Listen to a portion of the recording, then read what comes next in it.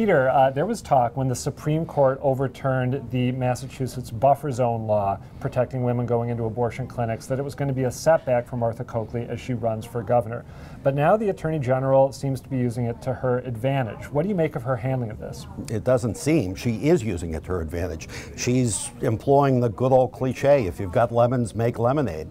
And she is taking this setback for the women of Massachusetts as an opportunity for her to re-emphasize her long-term, very serious commitment to not just reproductive rights, but also the rights of women in general. I think the subliminal message here it may be even stronger, that she stands with women at a time when women are under assault, especially by Republicans. You, I know, believe that her handling of this is happening not just in the context of the buffer zone ruling, but also sort of a broader shift on the part of the court where it comes to women's rights. Can you talk a bit about that? Yeah, I mean, the Hobby Lobby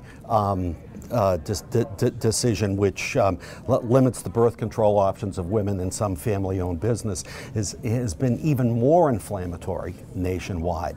And, you know, Martha has been doing the Lord's work, as women activists would say, for a long time, and this all accrues to her credit. These are issues she believes in strongly, as opposed to, say, the gambling issues. All right, real quickly, is it better for her campaign that this was overturned? I don't think so, but I can see why it might appear that way. All right, David, Scott Brown, our former U.S. Senator here in Massachusetts, our would-be senator up there in New Hampshire, just got a big endorsement from former Massachusetts Governor Mitt Romney. How's that going to help Brown? Well, we'll see. I mean, I don't know that it helps him a lot there in New Hampshire. You know, people know Scott Brown up in New Hampshire pretty well. They don't need an introduction. You know, they're either for him or against him, or will, you know, come to decide that he's better or worse than Jeanne Shaheen for them. If he makes it through the primary. If he makes it through the primary. And certainly in the primary, I'm not sure that it necessarily helps, because some of the conservatives in the state don't necessarily think that Mitt Romney is conservative enough for them. What it may help with is it brings more national attention back onto Scott Brown. It's been away from him a little bit as other primaries have been going on around the state, around the country. Yeah. This could bring some national attention and some national money, which Scott Brown clearly needs. He's raised about $2 million apparently, so his campaign claims, but he's going to need more. What does it tell us about the role that Mitt Romney is trying to carve out for himself in the GOP? It's interesting. You know, he's been endorsing in primaries around the country. Not a lot, selectively.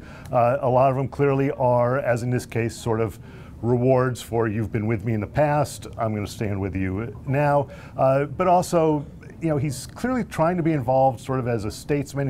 He's getting together, you know, confabs with potential donors for 2016 presidential candidates. He wants to be sort of an important statesman, you know, play a role in where the party needs to go.